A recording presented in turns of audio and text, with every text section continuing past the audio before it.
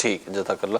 مجھ سے ایک اور ٹیکسٹ میسیج یہ آیا ہے ہمارے پاس کہ عدت کے دوران کسی فیملی میں بات رائج ہے کہ جی عدت سے جو خاتون ہے تو وہ چارپائی پر یا بیڈ پر نہیں، کسی اونچی چیز پر نہیں سو سکتی، بلکہ انہیں زمین پہ سونا ہوگا، اور اگر چارپائی پر یا بیڈ پر یا صوفے وغیرہ پہ کہیں پہ وہ سو گئی ہیں، آنکھ لگ گئی ہے، تو ان کی عدت ٹوٹ گئی ہے۔ دیکھیے، سب سے پہلی چیز تو یہ ہے کہ عدت ٹوٹتی نہیں ہے۔ عدت ایک ٹائم اور وقت کا نام ہے۔ جب وہ ٹائم شروع ہوا تو عدت شروع ہو گئی، اور وہ ٹائم پورا ہوگا تو عدت پوری ہو جائے گی۔ عدت ٹوٹنے کی کوئی بات نہیں ہوتی۔ بعض لوگ یہ سمجھتے ہیں کہ عورت اگر گھر سے باہر نکلی یا عورت نے کچھ اس طرح کا کام کیا تو اس صورت میں عدت ختم ہو گئی، اس نے عدت نہیں کی۔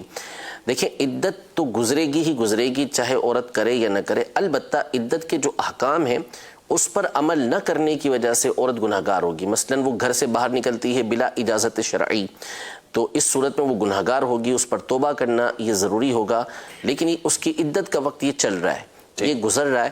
اور اسی طرح اگر وہ کوئی اور ایسا کام کرتی ہے کہ جس کی عدت کے اندر اجازت نہیں، جیسے کہ وہ میک اپ کرتی ہے، فیشن کرتی ہے، اور اپنے جو ہے وہ سجاتی سنوارتی ہے اپنے آپ کو، تو اس کی اجازت نہیں ہے عدت کے اندر، یہ عمل کرے گی تو گناہگار ہوگی۔ لیکن جہاں تک رہا اس طرح کے معاملات، تو یہ خود آپ اپنے اوپر پابندیاں بڑھاتے ہیں، اور پھر اس کے بعد اپنے اوپر سختیاں کر کے شریعت کو مورد الزام ٹھہراتے ہیں۔ حالانکہ شریعت نے اس طرح کی کوئی پابندیاں نہیں رکھی کہ عورت جو ہے وہ چارپائی پر نہیں بیٹھ سکتی عدت کے دوران، یا عورت جو ہے وہ بیڈ پر نہیں بیٹھ سکتی، کسی اونچی جگہ پہ نہیں بیٹھ سکتی۔ ایسی کوئی شریعت کے اندر پابندی نہیں ہے۔ عورت کے لیے عدت کے جو بنیادی احکام ہیں وہ یہ ہیں کہ وہ اپنے آپ کو گھر میں روکے رکھے گی، اور جو یعنی جس کو سجنا اور سنورنا بولتے ہیں، زینت کرنا جس کو بولتے ہیں، وہ کام یہ نہیں کر سکتی۔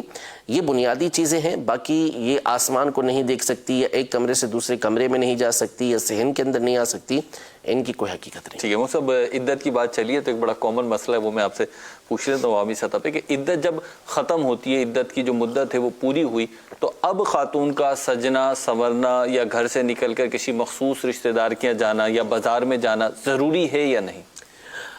دیکھیں، عورت کو عدت کے جو احکام ہیں اس میں کچھ ہمارے یہاں پر باتیں وہ اس کے حوالے سے خاص طور پہ لا علمی ہوتی ہے۔ ٹھیک ہے۔ سب سے پہلی چیز تو یہ کہ جیسے مثال کے طور پر جب کسی کا انتقال ہوتا ہے، عورت عدت گزار رہی ہوتی ہے، تو پھر پوچھنے کے لیے آتے ہیں کہ کیا اس کا بھانجا اس کے سامنے آ سکتا ہے، اس کا داماد اس کے سامنے آ سکتا ہے، اس طرح کے رشتہ داروں کے بارے میں پوچھا جاتا ہے۔ تو یہ یاد رہے کہ عدت میں جن سے عدت سے پہلے پردہ تھا ان سے عدت میں بھی پردہ ہے۔ ٹھیک ہے، یعنی عدت کی وجہ سے کوئی نئے پردے کے احکام نہیں ہوتے، پہلے جن سے پردہ تھا عدت میں بھی ان سے پردہ ہے، اور جن سے عدت سے پہلے پردہ نہیں تھا، جیسے بھائی کا بیٹا ہے، بہن کا بیٹا ہے، اپنا داماد ہے جس سے فتنے کا اندیشہ نہیں، تو ایسوں سے پہلے بھی پردہ نہیں تھا اور عدت کے اندر بھی پردہ نہیں ہے۔ اور اسی طرح عورت کو گھر سے باہر نکلنا جب ضرورت ہو تو اس وقت وہ گھر سے باہر نکلے۔ تو اسی طرح جب عدت ختم ہو گئی تو عدت ختم ہونے کے بعد گھر سے باہر نکلنا، مسجد کو دیکھنے کے لیے جانا، بھائی کے گھر پر اس کی دعوت ہونا، یہ کوئی ضروری چیزیں نہیں ہیں، اس کو ضروری سمجھنا بھی غلط ہے۔ ٹھیک ہے۔ ہاں، اتنا ہے کہ جب تک عدت تھی اس وقت تک اس کو گھر سے باہر نکلنا یہ ممنوع تھا۔ اب اگر کوئی ضرورت پڑتی ہے اور وہ گھر سے باہر نکلتی ہے تو اس کا باہر نکلنا یہ جائز ہو جائے گا، لیکن یہ کوئی چیز نہیں ہے کہ کسی رشتہ دار کے گھر پر جانا ضروری ہو جائے گا یا مسجد کو دیکھنا ضروری ہو جائے گا، ایسی کوئی بات نہیں۔ ٹھیک ہے، اور مدنی چینل بھی دیکھ سکتی ہیں؟ بالکل دیکھ سکتی ہیں۔ ٹھیک ہے جی، کال شامل کرتے